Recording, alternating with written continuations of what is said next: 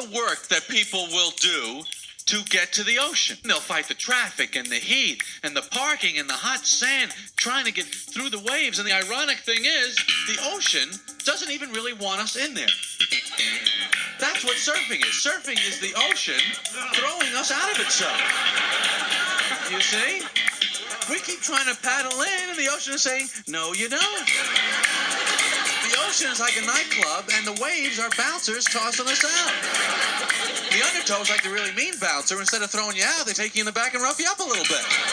Oh, you want to come in? How about coming in like 25 miles? It's the winter solstice here in Australia, the shortest day of the year, and of course the longest night. We've been filling the longer nights with great chats that we're so excited to share with you on this season of Waterpeople after many months away from the mic. We've also been revisiting Seinfeld reruns, and we've both, I think, been shocked at how well they stand the test of time. They still make me laugh. Actually, I think they probably make me laugh now more than ever.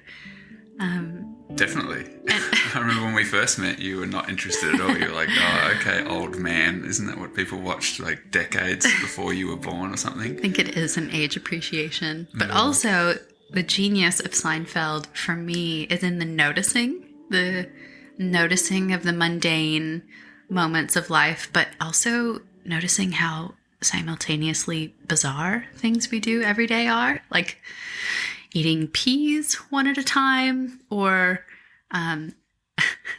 calling public displays of sweatpants what they really are, which is a white flag surrender to comfort. Do you remember that one? I found a quote today.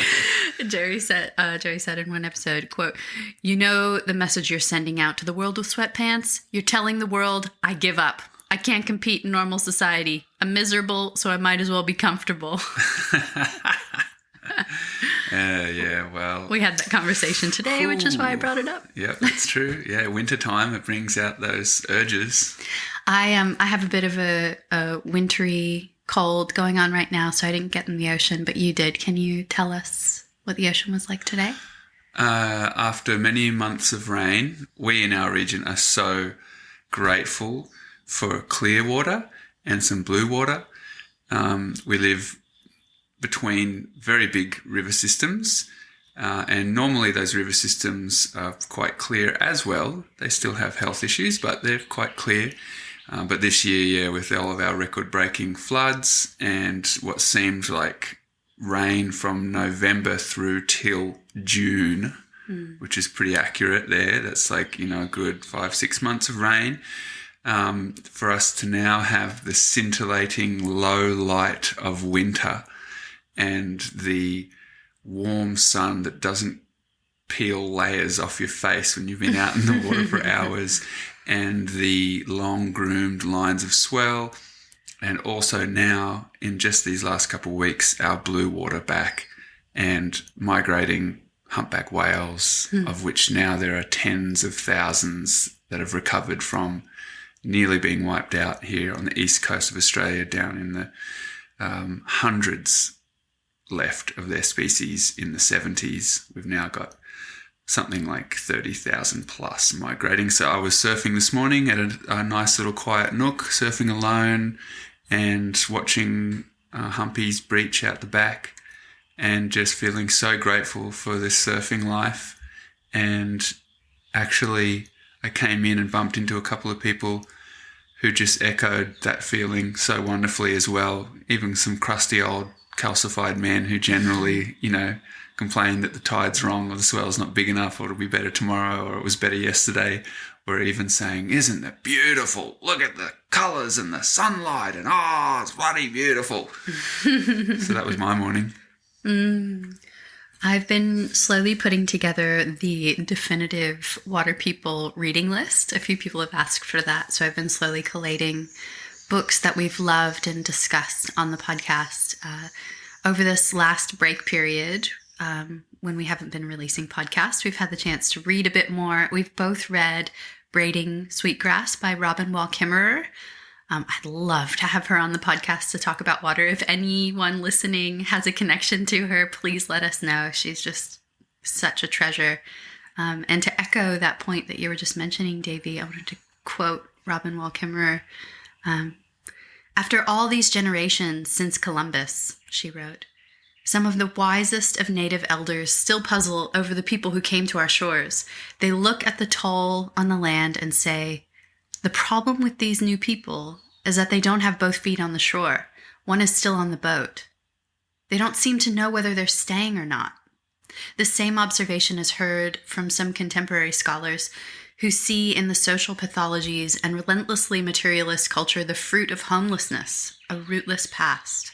America, she writes about American culture in particular, has been called the home of second chances. For the sake of the peoples and the land, the urgent work of the second man may be to set aside the ways of the colonist and become indigenous to place.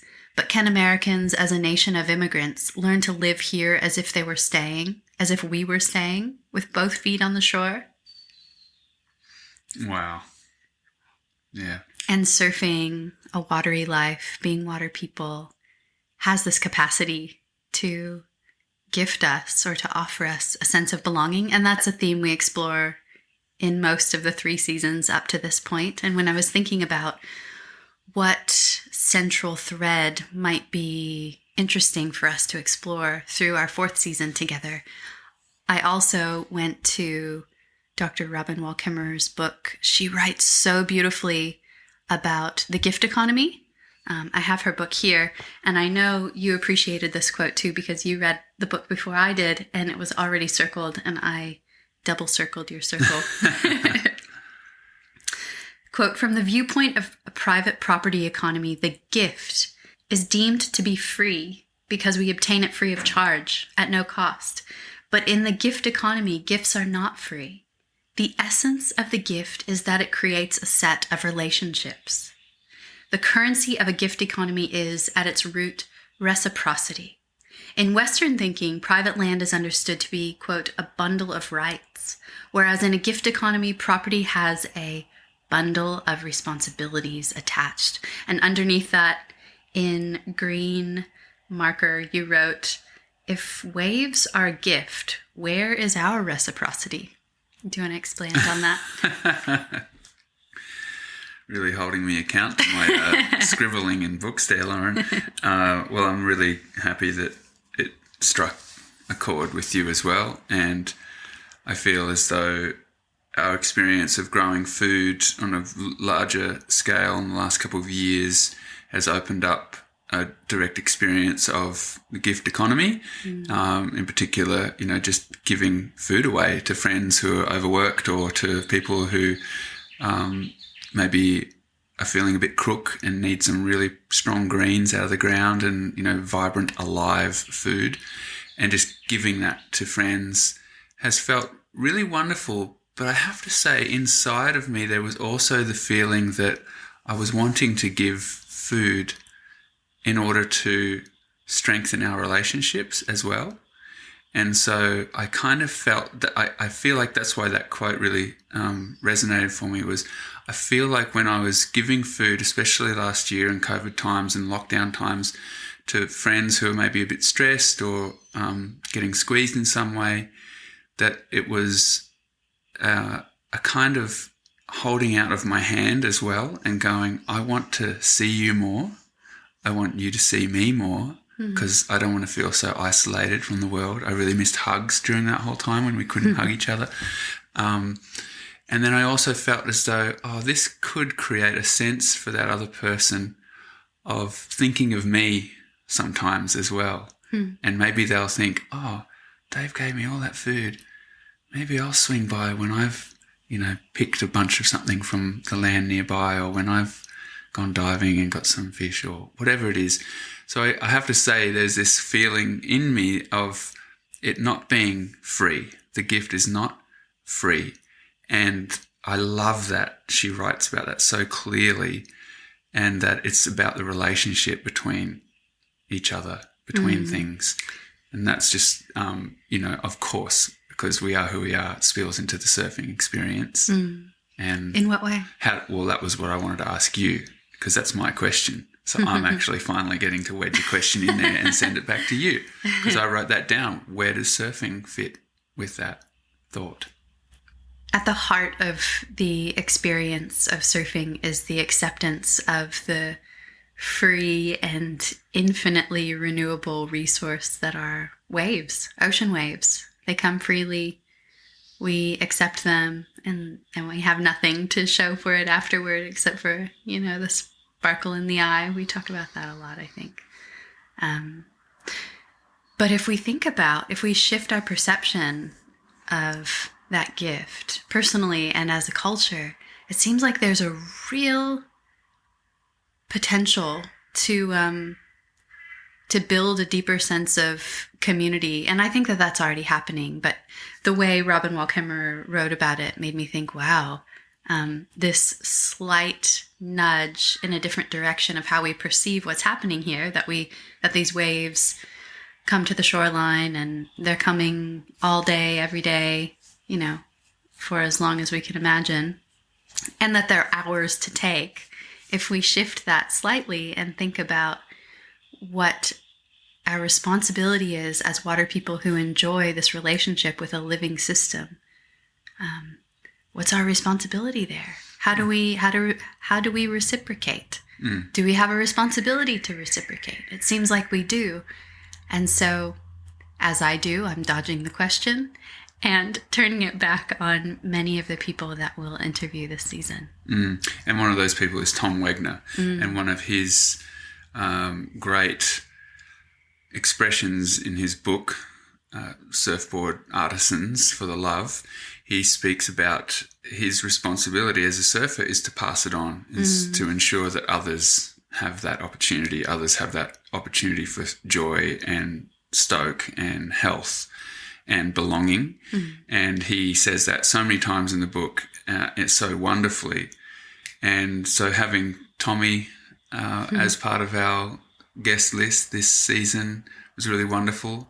We also spoke to Jack Johnson about a sense of responsibility and how his wife, his great partner, Kim, she's often taken on the responsibility of taking the spotlight that's shown on him and shining it onto environmental NGOs and great social enterprise efforts that are happening around them as they do their really important work with the Kukua Foundation. Yeah, it's wonderful to see that there's so many examples of that reciprocity happening within the surfing circle, and they can be social, they can be ecological, of course, or it can be as simple as passing on a wave to another person where you see the desperation in their eye and that it would mean a lot to that person to catch that wave, or giving each other space. I had a wonderful moment this morning where I was surfing alone and someone paddled nearby to where I was sitting, but not right up shoulder to shoulder with me. I think they could sense that I was really, really enjoying having some space and being on my own in the water.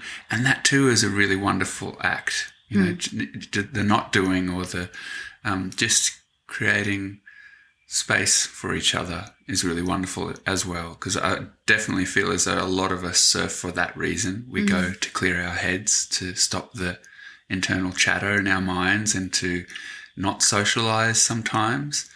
And yeah, I feel as though we'll probably find lots of examples of that reciprocal relationship happening with surfing, but it'd be great to hear from people if they have other examples or stories of that nature. I even bumped into Tim Baker, who was one of our early participants with our live Waterpeople events, and Tim's a great surf writer and father and wonderful musician, and I just bumped into him checking the surf the other day, and he was talking about how when he was going through his battle with cancer, someone gifted him a wave out at Snapper Rocks, and that never happens. If you've ever surfed there, you know that never happens.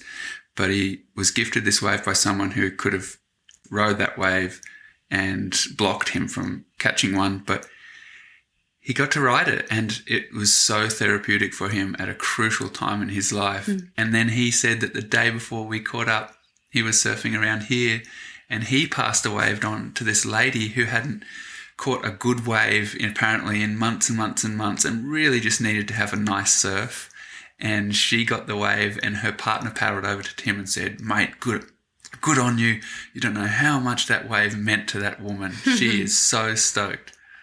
That's so a sweet. wonderful thing. I think that's great. Going back to your point about gifting food and sharing plants, it feels like plants are such incredible teachers of the gifting. Like they just keep reproducing and fruiting season after season. And I always get the sense when we're working with plants and taking cuttings that the right thing to do is to share them, to keep sharing them because they're so abundant, like the strawberries and the pumpkins. We just end up with so many, and potatoes, we end up with so much abundance that, it's not ours to hoard, but it's this gift that we did comparatively very little to cultivate compared to what the plant has done to grow this magical, delicious potato out of sunlight and salt water and soil. Sorry, not salt water.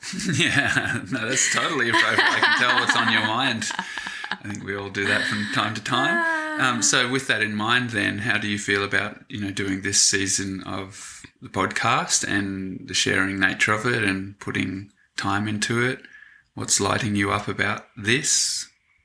I guess I just really like having a central theme to have lots of different kinds of people reflect on. We've recently interviewed Sam Bloom and surfer Chelsea Woody in California, and then Gwyn Haslock in the UK.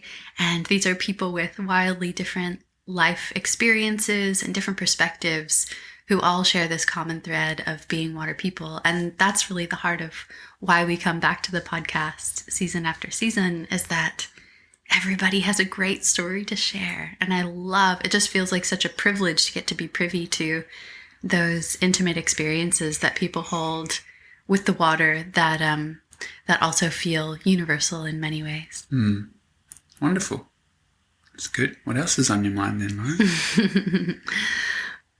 Part of recording this intro to season 4 was expressing deep gratitude for Shannon Carroll, our editor and sound engineer for the last 3 seasons. He's off getting his master's degree now, and we both want to wish him all the best as he expands his expertise in listening and sound.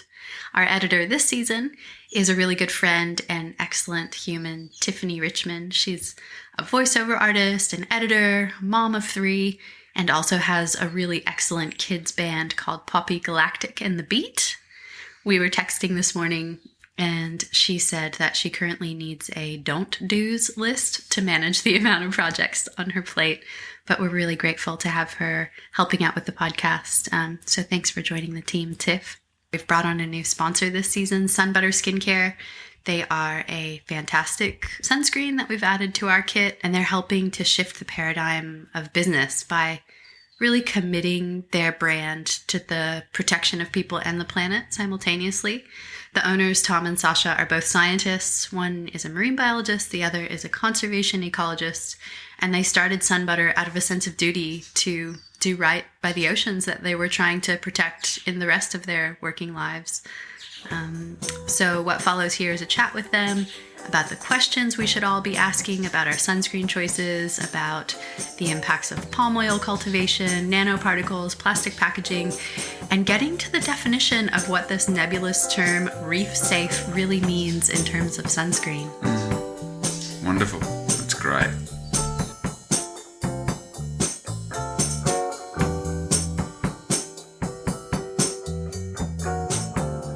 Sasha and Tom, thank you so much for joining us on the Waterpeople team. You've come on board as our newest supporter, collaborator, sponsor for season 4. And I'd love to know what led you to starting Sunbutter Skincare.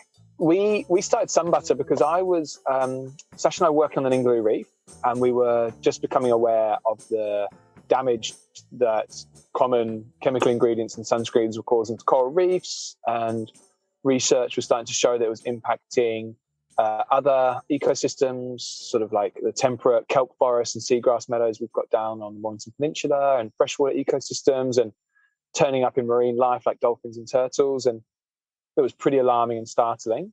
And we were working also as wildlife guides, and I was off to Papua New Guinea to sort of lead a dive and snorkel expedition. And yeah, we were actually sunscreen shopping and just couldn't believe there wasn't anything reef safe and there wasn't anything packaged plastic free, which is such a big part of our lives, that Sasha didn't let me buy any sunscreen, and then went home and made her own for us. And that's sort of where it all started. We just couldn't find a product that matched our environmental and sort of ethical concerns. So yeah, had to create our own. Sasha, did you want to add any details from your point of view? Yeah, I mean, only that I used Mum's blender and she was really unhappy about it.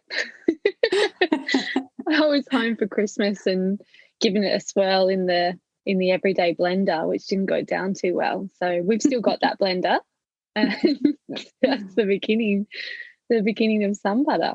One of the themes we're exploring this season is about accepting surfing or being in the ocean as a gift. And that gift, if we move in the framework laid by Indigenous cultures all over the world, as accepting gifts not as free, but as charging us with a sense of responsibility, I'm interested to ask you all how you've embedded a sense of responsibility into building Sun Butter as water people. It's a really deep question. Like, where does it all begin? Where does your passion for caring for the earth and country and animals and each other, where does that begin? And we struggled to find a starting point for us, other than we've always been passionate. And Sun Butter, the business would never be what it is today without our passions first leading the way, really. I can't remember a time where I haven't been in love with the ocean. I remember it as my biggest joy, even as a small child at 3 or 4, having memories of just smushing my face up to the window in our little home that overlooked the ocean and just watching her and being so excited to go down and play alongside the ocean. Tom, have you got any? Yeah, I think the first part of the question about the sort of responsibility of our business is it was born out of a responsibility. You know, we didn't want to use plastic packaging. We didn't want to use chemicals that are being shown to damage these marine ecosystems and freshwater ecosystems. So it's sort of, as you know, people who get to inhabit this incredible planet and play so much in its waterways, it was a responsibility to be doing the right thing, which is kind of started the business in the first point and been ingrained ever since. And I guess my own journey, I grew up in England where the ocean is freezing cold, and I actually grew up in the middle of England, which is a small country, but as far from the ocean as possible. But I have this incredible fairy tale eccentric great auntie who lived on the coast in the most wonderful house, and her husband, my great uncle, who sadly passed away, carved these amazing passageways through hedgerows and secret ponds. And it was like a famous 5 book, or, you know, one of those sort of like golden era times. We'd just run down to the beach and we would just fossick and forage in rock pools, and we'd find crabs and limpets and little shrimps. And I was just so blown away watching them sort of run around the bottom of my bucket. And always, even as a young child, was always like, oh no, but this crab actually has got to go back into that rock pool. That's where I got him from. And it wasn't sort of, my parents were always keen on wildlife and we lived in the countryside. But it was, really this wonderful aunt, eccentric great auntie who, you know, hand-fed hedgehogs and had deer wander into her garden and drink from the ponds and all these sort of incredible, sounded like something out of Disney. So that's really like a passion for the planet started, and caring for it just sort of seemed like the right thing to do. It started from then, and just met beautiful role models along the rest of life, and found Sasha, who is such an inspiration and a role model. So we've kind of forged this partnership over life together. That's so sweet. One of the reasons why we were so keen to work with you all at Sun Butter is because we believe in the business you've built, and we are very particular about who we choose to collaborate with on the podcast, because we always want it to be brands or people or NGOs that we innately believe in, that we would be supporting anyway. But central to that decision as well was the idea of having the conversation as water people, as people who spend so much time in the sun, around the questions we should be asking about sunscreen. And I wanted, as experts, both of you, I'd love for you to reflect a little bit about which questions you should be asking when you walk into maybe an aisle or you're browsing through a website and you're looking for which sunscreen to use to protect your skin, to protect your family. What should be informing those decisions? I think one of the first questions that is really important to ask, especially if you're a water person, is this product actually safe for the ocean? Because there's no governing body or overlying certificate or even like consensus nationally, statewide about reef safe ingredients. And so unlike products which are vegan, you can claim you're vegan if you don't use any animal products. And if you open a product and you see beeswax or you see egg or milk, it's not vegan, and that brand or that product would get recalled and they'd be in trouble. But because governments don't necessarily have a consensus on what is and isn't reef safe, then it's a little bit up to the consumer to do their own research. And the Heretics Environmental Lab out of Hawaii are an incredible resource. And the rough go-to is if you look at the ingredients and you either can't pronounce them or they're not explained. We were really keen to take up extra room on our packaging explaining what the ingredient was. So if people say they see medium chain triglycerides, they don't think, I've got no idea what that is. They think it says, from coconut oil. Okay, cool. Coconut oil, that seems like it's probably going to be an okay ingredient. And so just having a quick look, and if you're looking at ingredients, you're like, I've got no idea what these are. It's a really great place to start, and just check them out quickly. Jump on the Hell Lab from Hawaii. The EWG is quite a good resource, or Google will probably bring up something useful as well, or whichever search engine you're using. Just double check those ingredients, because you can claim to be reef safe and then put some pretty average ingredients in as well. And reef safe, what is reef safe? Is, as far what we go off is the HEL list and the independent research that this laboratory has been doing on different chemical UV blockers. Can you spell that for me? I'm just hearing HELL list. Yeah, it's like a hardcore list. Heretics Environmental Laboratory. Okay, I'm not the best speller, so I'm not going to spell Heretics for you. No. But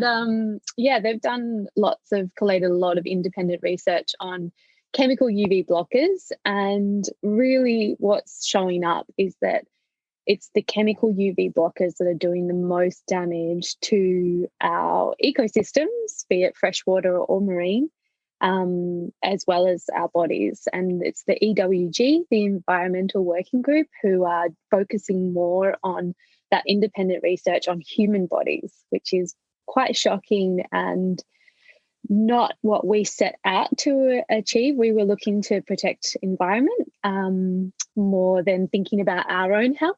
And of course, naturally, it's all intrinsically connected that if it's negative to the environment, it's going to be showing up in us as well. So having mineral UV blockers like zinc oxide or titanium dioxide is really what you want to be looking for as your sun protection.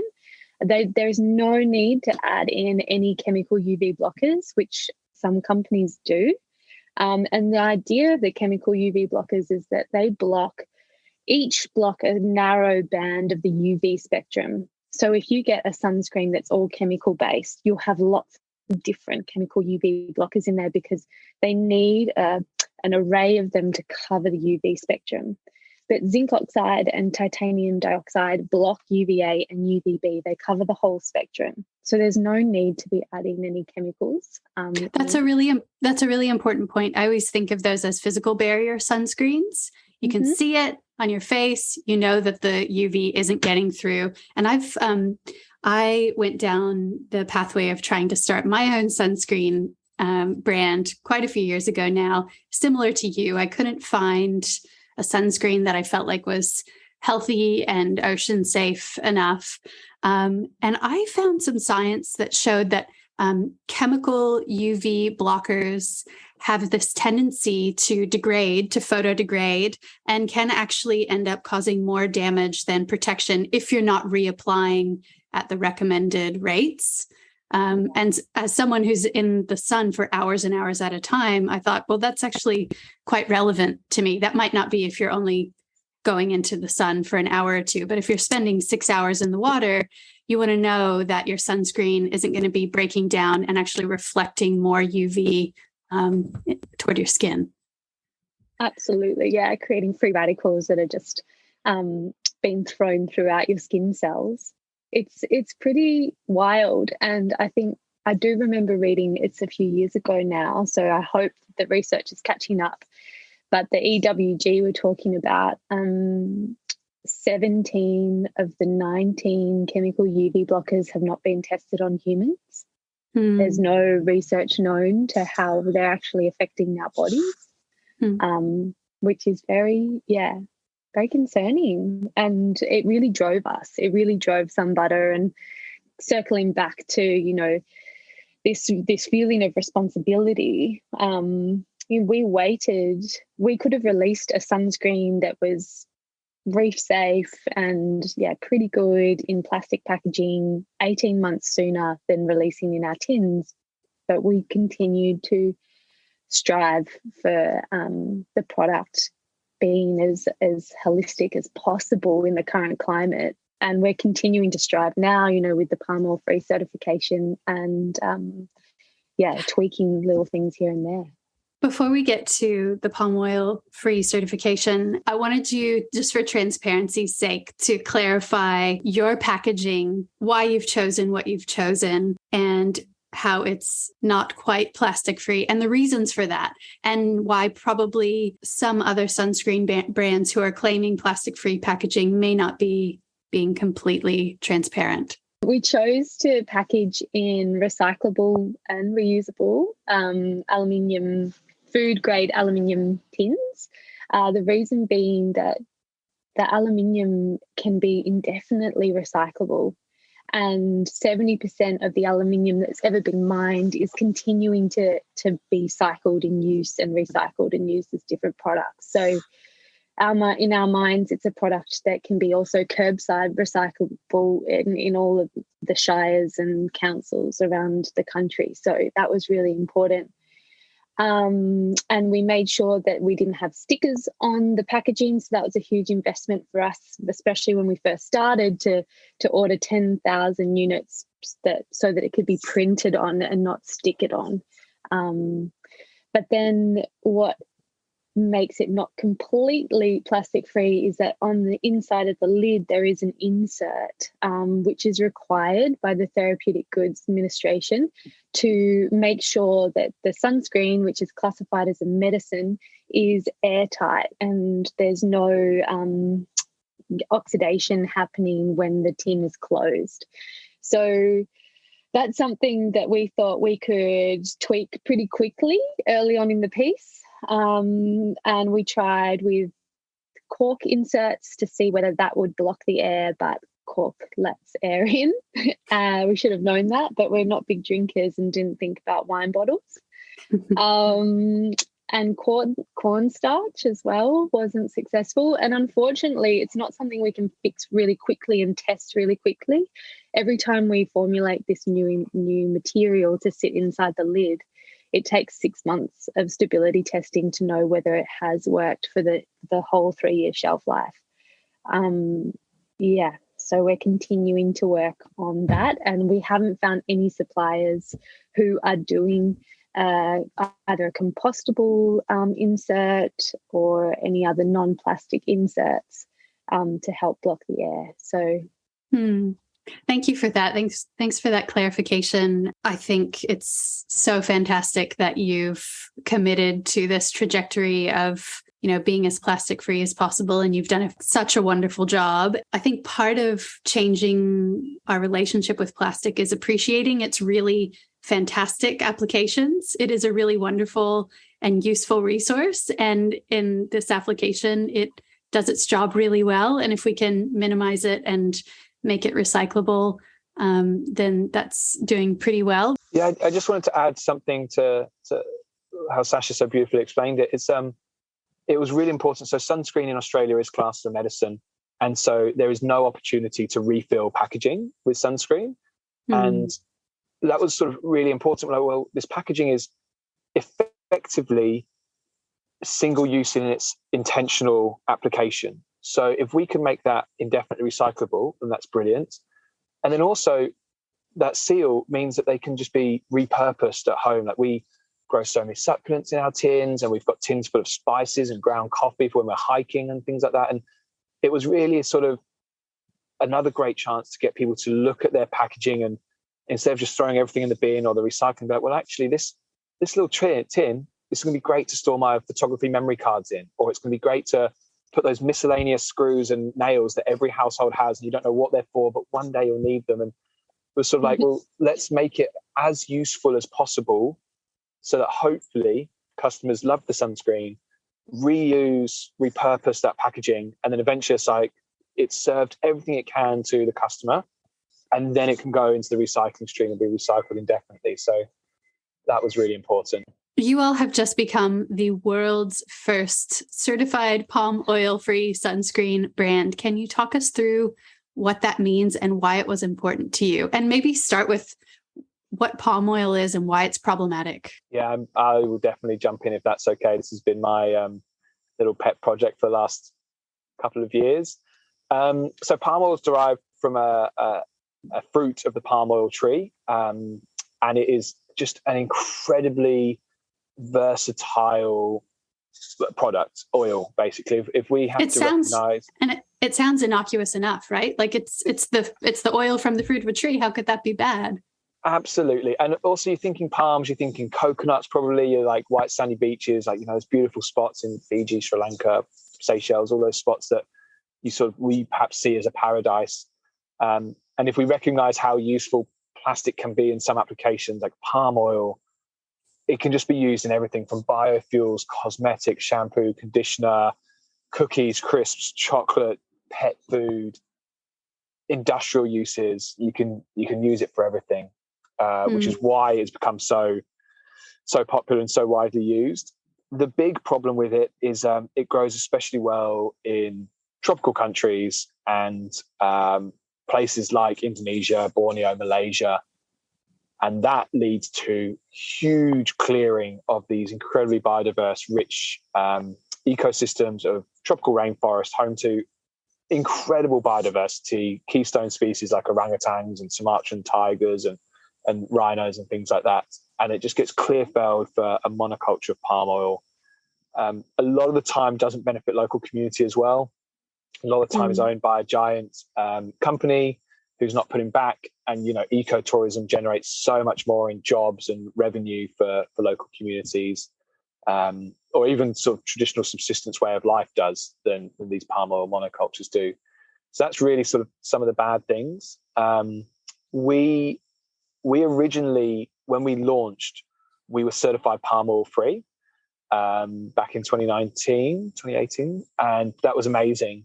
And one of our ingredient suppliers changed where he was sourcing the ingredient from, and we could no longer guarantee it wasn't derived from palm oil. And because we believe in honesty and integrity, that was something that we didn't want to sort of sweep under the carpet. And it's the same ingredient, let's just pretend it's still certified. So we owned up about it and told, and we lost our certification. And then, spent the next few years working really hard with our manufacturer and with POFCAP, the palm oil free certification program, to trace the origin of all our ingredients and ensure that they were all certified palm oil free. And that has taken a huge amount of time and effort and work. But really, really excitingly, we have just got there. And we were just aiming for palm oil free certification. We weren't sure, we were unaware that we were going to become a world first, being the world first palm oil free certified sunscreen company. But that's just even sweeter as well. That's great. A little bit alarming, but great, and hopefully inspiring to others to say, oh yeah, these guys have done it. Let's go get it too. I just wanted to clarify that the problem with palm oil is a problem of scale. It's an issue of scale. It's that the global demand for palm oil is so massive that it's having deleterious effects on people and ecosystems. And so if we can all make an effort to minimize our own consumption of palm oil, we can have a real and tangible impact, in terms of land clearing in parts of the world where palm oil is being harvested in mass quantities. Such a beautiful and important point, Lauren. Absolutely. Yep. Going back to that conversation around questions that we as consumers of sunscreen, as people who slather the stuff all over our skin, should be asking when we're thinking about our next sunscreen purchase or our own sunscreen concoction that we're making in our kitchen. Can you talk us through nanoparticles, Sasha, what they are and why we should be thinking about them? Mm-hmm. Yeah, absolutely. It's a really great question and an important one to keep an eye out for. Nanoparticles are very broken down, very, very tiny, nano-sized zinc or titanium dioxide particles. And we were talking about mineral sunscreen or physical barrier sunscreen being this layer on the surface of the skin. But then if you're using a mineral that has nanoparticles, those then get absorbed into your skin, into your bloodstream, and become toxins and free radicals within your system. Sorry, how did they get broken down so small to begin with? Like, what is it an efficiency issue or? It's actually more of wanting like invisible zinc, I guess, that idea that you can't see at all any of the minerals on the surface of your skin. So it looks up until the 60s, most sunscreens were zinc-based and you could see them. And then it was in the 60s that they started developing the chemical UV blockers and you could wear sunscreen without looking like you're wearing sunscreen, which is sexy, right? And then I guess the resurgence of wanting to come back into that mineral sunscreen space while still having that clear skin look was going towards the nanoparticles.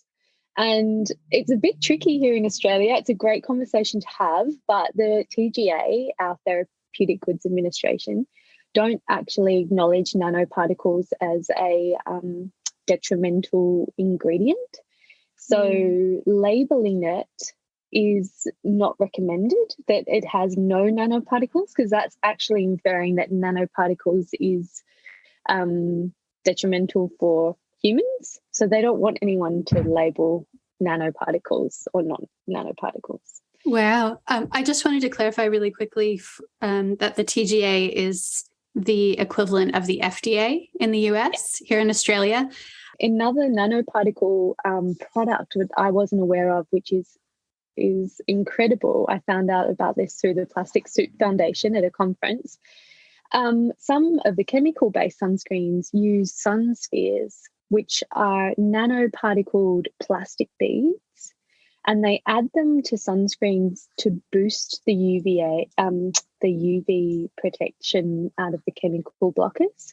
So you need to use less chemical blockers if you add these fillers, I guess.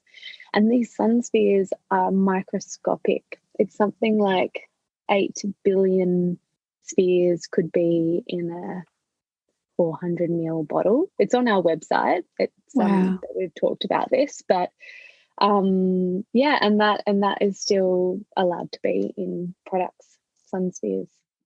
That's really interesting, and I'd love to grab some links from the Sun Butter website and post them in the show notes here if people want to do their own research and learn more.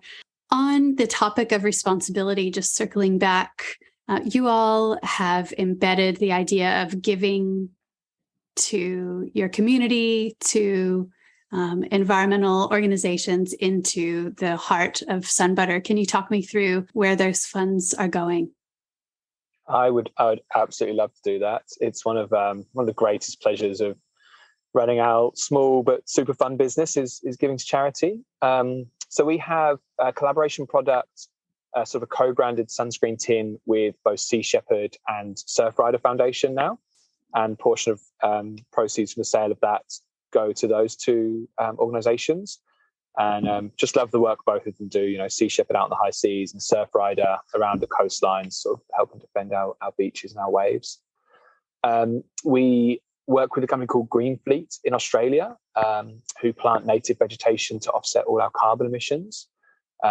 So we haven't done a full whole-scale carbon audit. That's something that we will save up to and work up to, but we have looked at every aspect of our business and worked with Green Fleet and said, that's, transporting this is probably a ton. So we sort of, okay, well, let's make sure we offset a ton and offset extra as well, just to make sure we're covering everything we do, shipping to customers around the world, et cetera, et cetera. So that's Green Fleet. We work with an amazing charity who I love, and the founders become a really good friend of mine. They're called the Thin Green Line Foundation. We're, as a business, our sort of mantra and everything that we use to make decisions is about protecting people and the planet. And Thin Green Line work with ranger groups all over the world, rangers in Australia, indigenous ranger groups, Mozambique, Central Africa, South America, in Southeast Asia. Work with rangers to provide training and uniforms and equipment, and they have a widow fund as well, so that fallen rangers' families can be supported. They provide education opportunities in villages. Thin Green Line just doing incredible work. And then we try to keep, I don't really know any way to describe it, sort of like a little pot of charity donations for, I guess, emergencies, really. So we were able to donate to the bushfires, to amazing wildlife, predominantly wildlife rescue charities during the bushfires we had a few years ago in Australia that were so devastating. We were able to sort of move money to the flooding as well. That really was such a huge human impact as well, that we donated to both humanitarian and wildlife charities. And then in our neck of the woods as well, we have recently had a successful campaign to save Western Port, which is a beautiful bay in Victoria that had some pretty massive industrialization plans, and we were able to donate heavily to that campaign. And of course, keeping gas out of the Great Australian Bight, the Fight for the Bight campaign. We got ourselves heavily involved there, both sort of time and financially. So that's so great. Thanks for filling us in. And thank you for helping to create a new benchmark and a new model for using business guided by your personal passions, convictions, and sense of responsibility. But I know people are going to ask about the organic versus non-organic certification situation. Are you happy to address why you all have chosen not to go down that route with Sunbutter? Yeah, absolutely. It's a really tricky one, and it comes a little bit down to, it had to be reef safe, it had to be vegan, it had to be palm oil free, which it was. And then we've just spoken about that journey, and we really wanted to make sure that all our ingredients were sustainably sourced, so that they are sourced as ethically as possible in both an environmental and humanitarian way. So anyone sourcing ingredients is getting paid a fair living wage, things like that. And some of our ingredients, like our whole ingredients, so like the coconut oil, the castor oil, they are organic. But because we're using medium chain triglycerides, I use the ingredient, it's such a good example. We know it's derived from coconut oil, but it will get shipped around the world in these huge, 40-gallon drums of medium chain triglycerides for all sorts of uses. And, people use it in their supplements, and they eat it, or it goes in our sunscreen and things like that. And it just is medium chain triglyceride derived from coconut oil. And some of them may be organically farmed and some of them may not, but it gets a little bit tricky on the global scale to sort of trace some of those derivative ingredients derived from a source. And so it's something I'm super confident we'll be looking to address and ensure that everything we can will be sourced organically.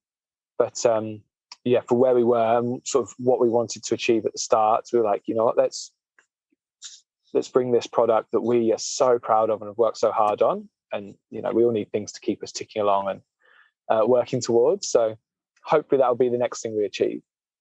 And speaking to where you've come from, Sasha, you whipped up the first batch of Sunbutter in your mom's blender, and now you've grown it into a successful business. What are you dreaming up next for Sunbutter?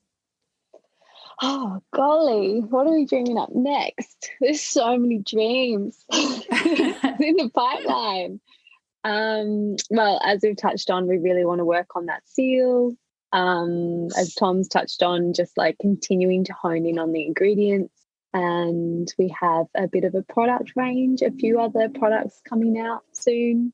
And just continuing to grow with community and create community connections with Sun Butter.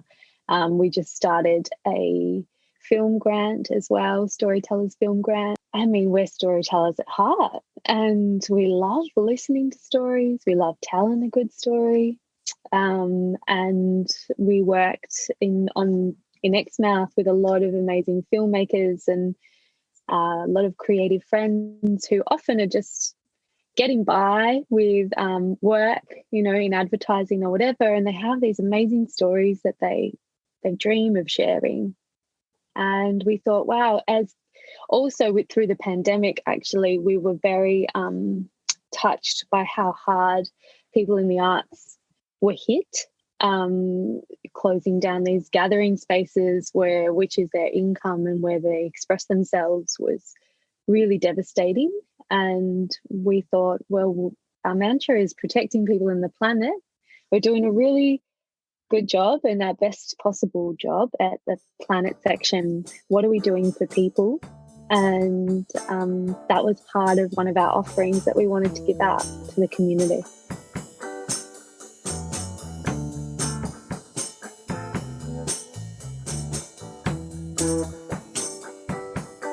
People often ask for advice about starting a podcast, and the most helpful advice I've found thus far is to set yourself a season and stick to those dates, and then take time off to have a break, to refresh yourself, your energy, your commitment to it, and to really get excited about continuing the podcast. So if you're wondering why we haven't released an episode for a few months, it's because we've been surfing our brains out, recovering from floods in our area, and also prepping for this next season with full enthusiasm. Yeah, it's a wonderful experience. The seasonality, the wave-like motion, and the opportunity to pause and open up the airways with different people and different encounters in the world, and fill these months between the recording seasons with other wonderful conversations that could lead to recordings, because there's a real just abundance of untold stories when it comes to surfing and aquatic lives. And I guess we have the surf industry to thank for that, because it's been quite one-dimensional for quite a long time. That's true. And like you grew up never seeing, women in surfing mags other than in bikinis and just sitting on the beach and stuff. And what a radically different world it is now. You just did a third wave eco-feminist interview for Tracks magazine here in Australia. And, there's lots of wonderful signs of change and hope. And this is, I guess, our small contribution to that. It feels like that to me. It's just like, this opportunity to, like Jack was saying, turning the spotlight a little to the left and the right to shine it on other areas. It's like it's our opportunity to do that, because there are so many great stories out there. And it's wonderful when people reach out and mention someone or become a champion for somebody else and be like, oh, this person, you need to chat with them. Yeah, if you're listening and you have someone in mind that you think we should interview, please let us know. We love hearing from you. We've really been guided by listener suggestions and themes and book recommendations. All of that stuff really matters, and that's part of building this genuine sense of responsibility that we hope ripples out from the podcast as a place to gather. And with all of that in mind, I would just like to say thanks. Thanks for tuning in. Thank you, Lauren, for all of your effort. Thank you, Shannon and Tiff and Gaza and Patagonia and the Sun Butter team. This is a tight little circle. And Sanook. And, we have a lot of fun with this, and it feels like our listeners do as well. And I don't really see that on the internet because I'm not in that world, but I do see the look in people's eyes when we're in the water surfing and someone says, man, that one chat with Albie really touched me, or gee whiz, that woman has got a story here, or whatever it is that reaches out and touches people through this podcast. It's a real joy for us to facilitate that kind of experience. But mostly thanks for tuning in and thanks for being an ear. I hope you enjoy this next season.